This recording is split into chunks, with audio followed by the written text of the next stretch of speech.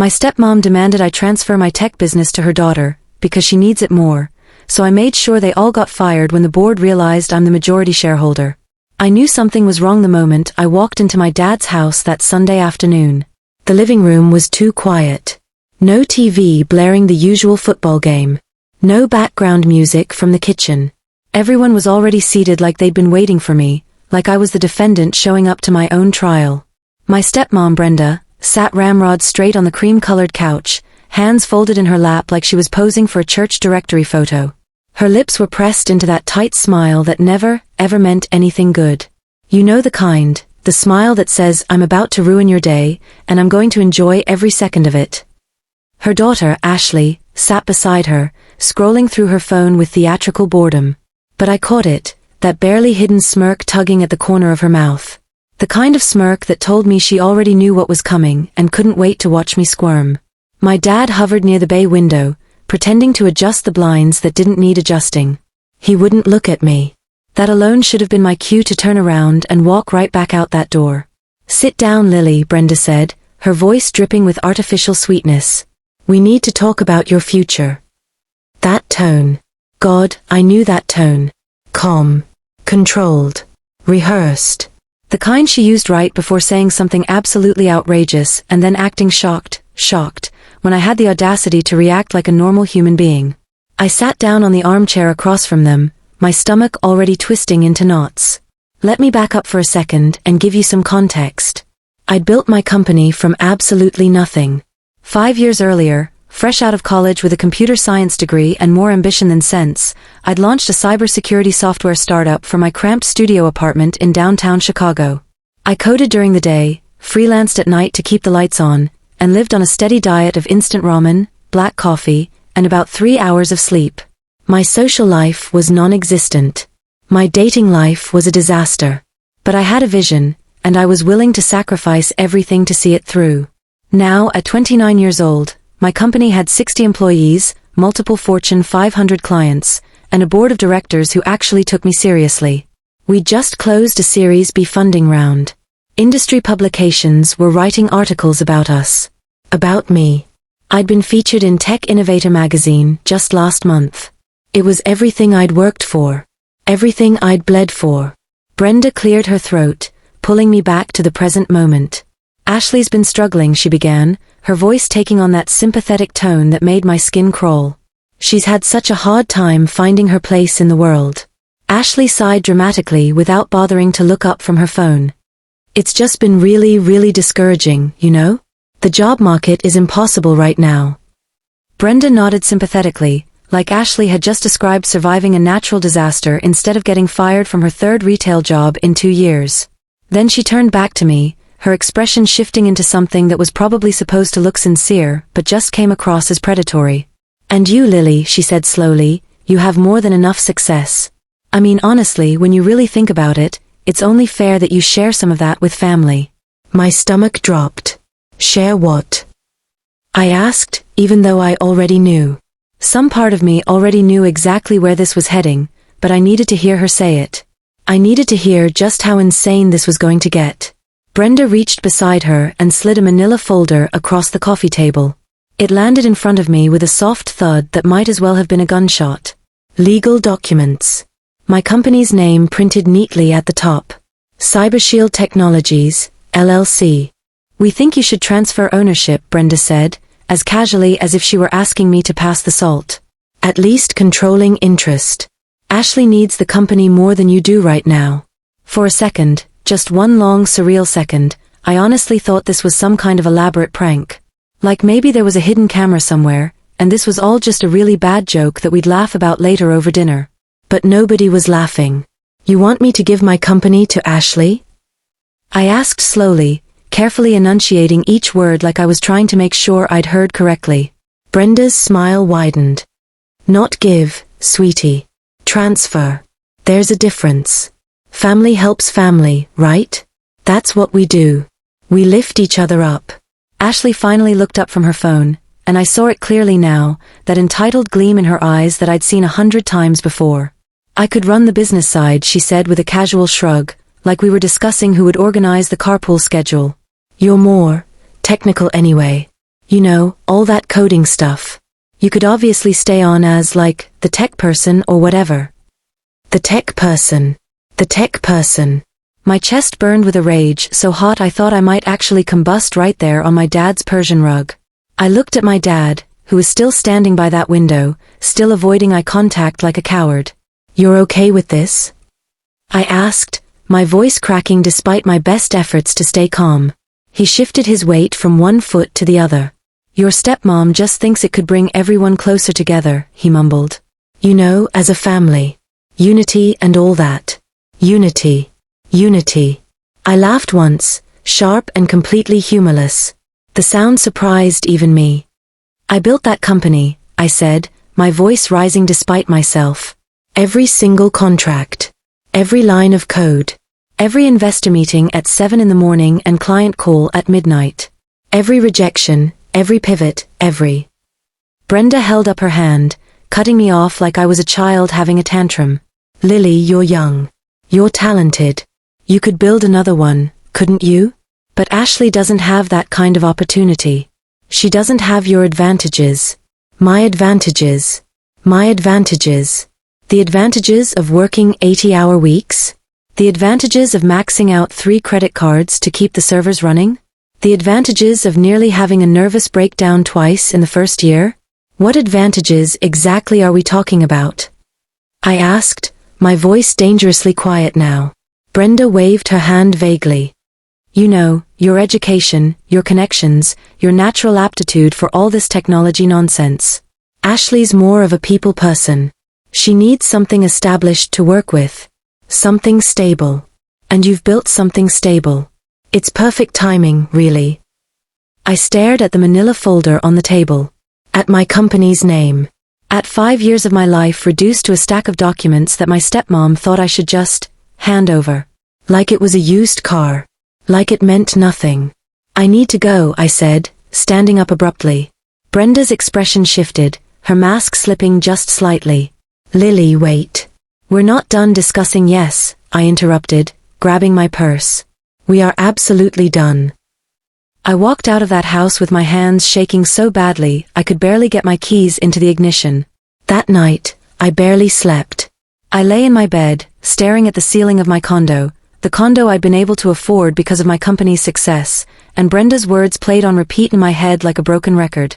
Mixed in with those words were years and years of subtle digs and backhanded compliments that I'd tried to ignore. After my mom died when I was 16, Brenda had swooped into our lives within a year. She'd been supportive in that way that always felt conditional, like her approval came with invisible strings attached. She questioned every choice I made. She dismissed my career aspirations as just a phase that I'd grow out of. She constantly compared me to Ashley, who was 2 years younger and, according to Brenda, so much better with people and so creative and just needs the right opportunity. Ashley, who dropped out of community college after 1 semester. Ashley, who'd been fired from her job at Nordstrom for calling in sick too many times. Ashley, who'd lasted exactly 3 weeks at a marketing agency before deciding the work was too corporate for her free spirit. And now she wanted to run my company. By morning, my phone was exploding with messages. Brenda checking in with passive-aggressive texts.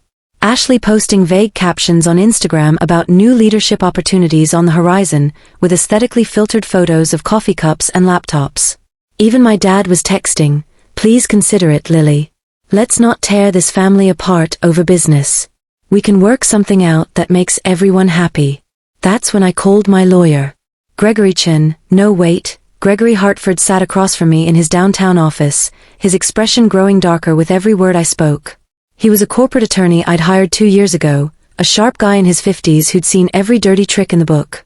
"Let me make sure I understand this correctly," he said when I finished explaining. "Your stepmother wants you to transfer controlling interest of your company, the company you founded, built, and currently own the majority of shares in, to her daughter, who has no experience in tech, no business degree, and no investment in the company whatsoever?" "That's correct," I said. "And your father supports this?" "He's being neutral, which is basically the same as supporting it." Gregory leaned back in his leather chair and let out a long breath. "Lily," he said carefully, "you own 68% of CyberShield Technologies. You are the majority shareholder. No one can force you to transfer anything. Legally, this request is completely baseless. Relief washed over me like a wave, until he leaned forward again, his expression serious. But, he added, the fact that they're this bold about it? That they showed up with legal documents already prepared? They're clearly planning something. This wasn't a casual conversation. This was a calculated move. My stomach sank. What do you think they're planning? Hard to say. But people who feel entitled to other people's success rarely accept no for an answer. They might try to claim some kind of early investment from your father. They might attempt to create legal complications or disputes that tie up your company's operations. They might even try to approach your board or investors directly. They wouldn't, I said, but even as the words left my mouth, I knew they absolutely would. Gregory pulled out a legal pad and started making notes. Here's what we're going to do. First, I want you to document every interaction with them from this point forward. Every text, every email, every phone call. Second, I'm going to draft a formal cease and desist letter making it clear that any attempts to interfere with your company's operations will result in legal action. Third, we need to review your corporate structure and make sure there are no loopholes they could exploit. I nodded, feeling simultaneously grateful and terrified. 2 days later, I got my answer about what they were planning.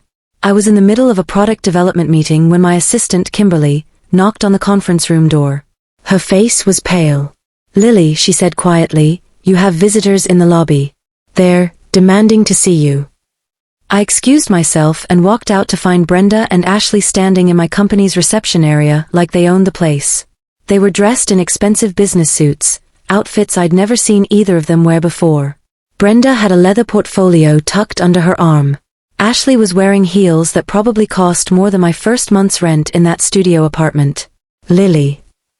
Brenda said brightly, like we were old friends meeting for lunch. We tried calling, but you weren't answering. So we thought we'd just come by. This is my place of business, I said, keeping my voice level. You can't just show up here unannounced. We're family, Brenda said, her smile not reaching her eyes. And we need to discuss the transition plan. We've prepared a very reasonable timeline for Ashley to begin taking over operational duties. I need you to leave, I interrupted. Ashley's expression darkened. We have a right to see the financial records, she said. Dad's early support when you were starting out? That entitles us to oversight. Our lawyer said so. I felt my blood run cold. Early support? My dad had loaned me $3,000 in my first year, a loan I'd paid back in full, with interest within 18 months. I had the cancelled check to prove it. Kimberly, I said calmly, please call security. Brenda's mask finally slipped. Her face twisted with rage. Don't you dare, she hissed, dropping the sweet act entirely. We can do this the easy way, Lily, or we can make this very, very difficult for you. Your choice. That was the moment I knew. They weren't going to stop. They weren't going to accept no. They were going to keep pushing and pushing until they either got what they wanted or destroyed everything I'd built trying to take it. So I made a choice. I was going to make the first move. That afternoon, I called an emergency board meeting. CyberShield's board consisted of 5 members, myself, 2 venture capital partners who'd led our Series A and Series B rounds, our CFO Douglas Mitchell, and an industry veteran named Patricia, no names I can't use, Constance Reynolds, who'd been a mentor to me since my early days in the tech scene. These weren't people who could be manipulated or charmed. These were serious business professionals who'd seen every corporate game and power play imaginable. I laid out everything that had happened. The ambush at my dad's house. The demands. The threats. The unauthorized visit to my office. I showed them the texts, the documents Brenda had prepared, everything. Douglas Mitchell leaned forward, his expression grim. They actually threatened you? In your own office? They said they could make things difficult for me if I didn't cooperate. Constance shook her head in disbelief. Lily, you built this company from nothing. You own the controlling interest. They have zero legal standing here. I know, I said. But Gregory, my lawyer, thinks they're going to try something. And I think he's right. I think they're going to keep escalating until something breaks. One of the VC partners, James Keller, tapped his pen against the table. What exactly are you proposing? I took a deep breath. I want to formally bar them from company property. I want to make it clear to all employees that they have no authority here and that any claims they make should be immediately reported to me or to HR. And I want us to be prepared in case they try to approach investors or clients with false information.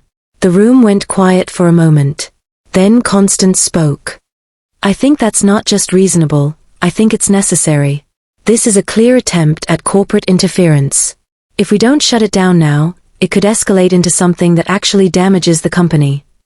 The vote was quick and unanimous. But I wasn't prepared for what happened next. The following morning, my HR director, Monica Bradford, came into my office with a stack of printed emails. Her expression was somewhere between furious and shocked. Lily, she said, placing the papers on my desk, your stepmother has been emailing employees directly. I felt my blood run cold. What? She's been contacting people in operations and customer service, introducing herself as part of incoming leadership. She's asking for internal reports, client lists, and operational procedures. And Monica hesitated.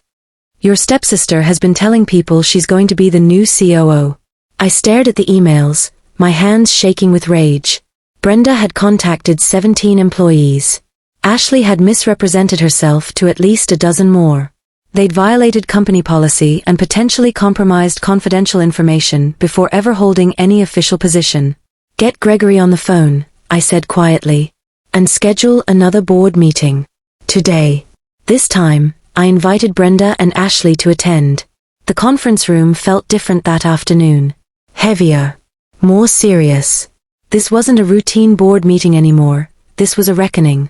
Brenda walked in with an attorney I'd never seen before, a thin man in an expensive suit who looked like he specialized in bullying people into settlements. Ashley trailed behind them, her earlier confidence now replaced with something that looked almost like nervousness. She should have been nervous. My dad was there too. I'd specifically requested his presence.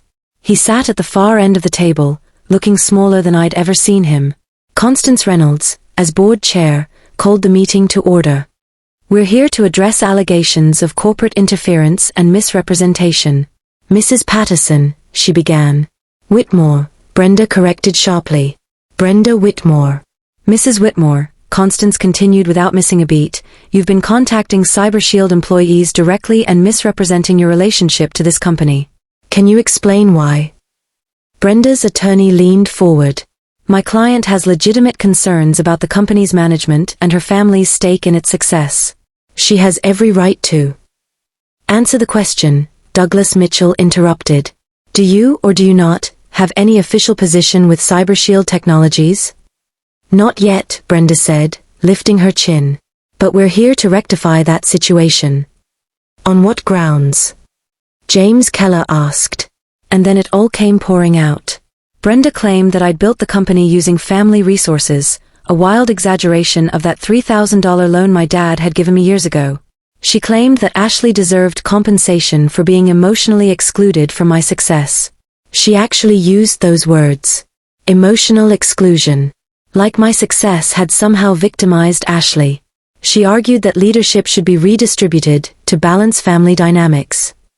Her attorney threw around phrases like equitable consideration and family business principles and informal partnership agreements. It was all completely, laughably baseless. But it wasn't funny. It was insulting. It was infuriating.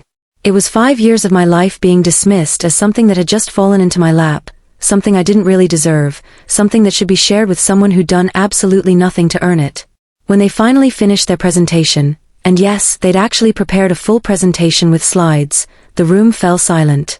Then Constance asked one simple question. Who currently owns the majority of shares in CyberShield Technologies? Brenda's confident expression faltered. Just slightly. Just enough. I do, I said calmly. I own 68%. I am the founder and the majority shareholder. This company exists because I built it. Not because of family resources. Not because of anyone's emotional investment. Because I worked 80-hour weeks for 5 years and sacrificed everything to make it succeed. The room went completely quiet. Monica Bradford slid a folder across the table toward Constance. We've documented 17 instances of Mrs. Whitmore contacting employees directly, 11 instances of Ashley Whitmore misrepresenting herself as incoming leadership, and 4 instances of both women attempting to access confidential company information without authorization. Brenda's face went pale. Her attorney started to say something, but Douglas cut him off. These aren't allegations. These are facts. We have emails. We have witness statements.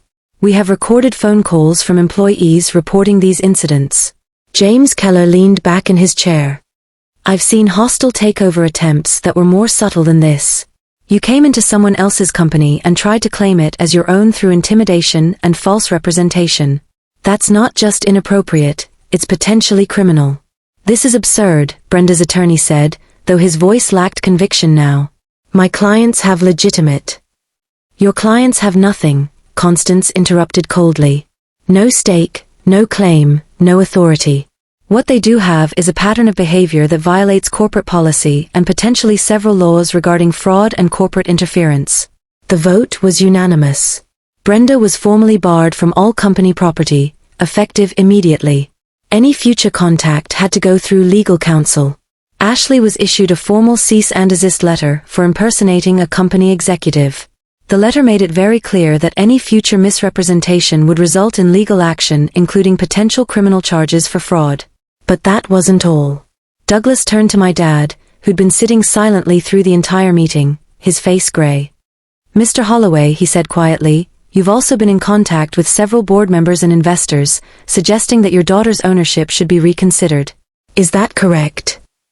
My dad couldn't meet anyone's eyes. I just wanted to help Brenda and Ashley. Their family too. By undermining your own daughter?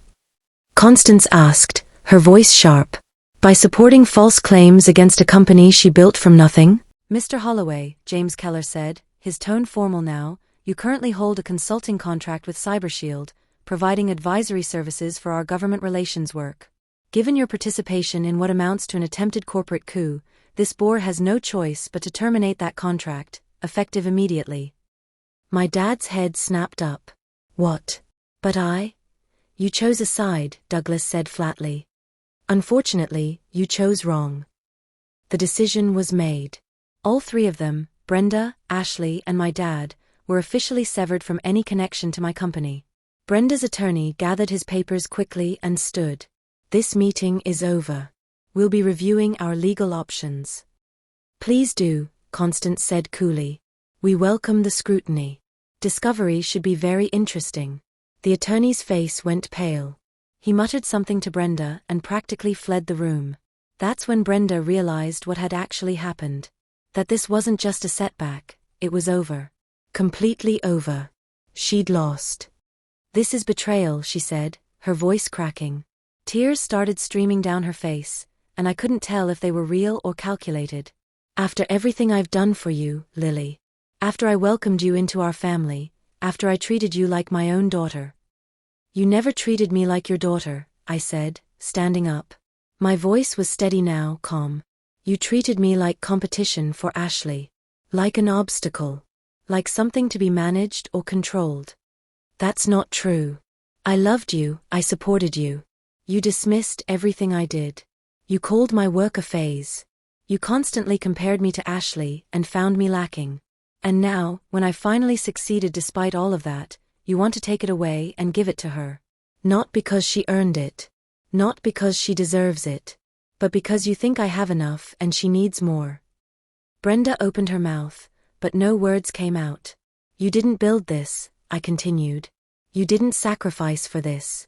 You didn't stay up until 3 a.m. debugging code or pitching to investors who told me I was too young, too inexperienced, too female to succeed. You tried to take it. And that's something completely different. Security arrived then.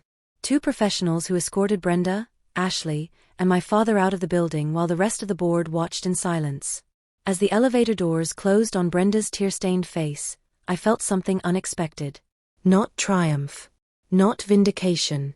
Relief. The fallout was brutal, but mercifully short. Within 24 hours, word had spread through my entire company about what had happened. I held an all-hands meeting the next morning and laid it out plainly. there had been an attempt by outside parties to interfere with our operations and leadership. The board had handled it. We were moving forward. Anyone who had been contacted by Brenda or Ashley and felt uncomfortable should speak with HR immediately. The response was overwhelming. Employee after employee came forward with stories of weird emails, inappropriate questions, and uncomfortable conversations. It turned out Brenda had been even more aggressive than I'd realized, trying to cultivate allies within my own company, promising people promotions and bonuses if they supported the transition. It was sickening. But it also validated everything. The board issued a public statement reaffirming my leadership and making it clear that CyberShield's ownership structure was solid and unchanging. Our investors, instead of being spooked by the drama, actually doubled down. 2 of them specifically called me to say that the way I'd handled the situation demonstrated exactly the kind of decisive leadership they'd invested in. Within a month, we closed 3 major new contracts. Our company actually grew faster without the constant stress and distraction of Brenda's interference. But the personal fallout took longer to settle. Brenda blamed everyone but herself. She told anyone who would listen that I'd stolen opportunities from Ashley, that I'd turned the board against family, that I was cold and ruthless and ungrateful. She posted vague, passive-aggressive things on social media about betrayal and karma. Most people saw right through it. Ashley accused me of ruining her life. She sent me a series of increasingly unhinged text messages about how I'd destroyed her future and her confidence and her relationship with our dad. I blocked her number after the 3rd one and forwarded them all to Gregory Hartford, just in case. My dad didn't speak to me for 6 weeks. That silence hurt more than anything Brenda or Ashley had done. He was my father. He'd raised me. He'd been there when my mom died. And when it mattered most, when I'd needed him to stand up for me, he'd chosen his wife's delusions over his daughter's reality. But then slowly, something shifted. I heard through a mutual friend that Brenda had filed for divorce. Apparently, once my dad lost his consulting contract and it became clear there was no money to be extracted from my company, Brenda's interest in the marriage evaporated pretty quickly. She moved out within 2 months, taking Ashley with her. My dad was alone in that house. The house I'd grown up in. The house where my mom had lived. He called me on a Tuesday evening, 3 months after the board meeting. I almost didn't answer. But something made me pick up. Lily. His voice sounded different. Smaller. Older. That. There was a long pause. Then, I should have protected you. From the beginning, I should have shut this down. I should have told Brenda that what she was asking was insane. But I was a coward. I wanted to keep the peace. I wanted everyone to be happy. And in trying to make everyone happy, I failed the one person I should have protected above everyone else. I closed my eyes, feeling tears threatening. Yeah, you did. I know. And I know I don't have the right to ask for forgiveness. But I want you to know that I see it now. I see what I did. And I'm so sorry. We didn't fix everything with that one phone call. We're still rebuilding our relationship, piece by piece. It's awkward sometimes. There are boundaries now that didn't exist before. But we're trying. He's trying. That's more than I expected. As for Brenda and Ashley, I heard through the family grapevine that Ashley finally got a job, entry-level, at a marketing firm. She's apparently doing okay. Actually showing up, actually working. Maybe nearly destroying someone else's life taught her something about earned success versus entitled demands. Brenda, last I heard, is living in a condo in the suburbs and working as a real estate agent. We don't speak. We probably never will. And I'm fine with that. And me? CyberShield Technologies just closed our Series C funding round. We're expanding into 3 new markets. Industry publications are still writing about us. About the company I built. About the CEO who stood her ground when her own family tried to take it all away. I didn't destroy my family. I refused to let them destroy what I'd built. And when the board realized who truly held the power, when they saw the receipts, the documentation, the truth, that truth spoke louder than entitlement ever could. Some people will always believe they deserve what others have worked for. They'll always find reasons why their needs should matter more than someone else's effort. They'll always confuse proximity to success with ownership of it. But ownership isn't about who needs it most. It's not about who can cry the loudest or make the most compelling case for why life is unfair. Ownership is about who built it, who sacrificed for it, who earned it. And I earned every single share.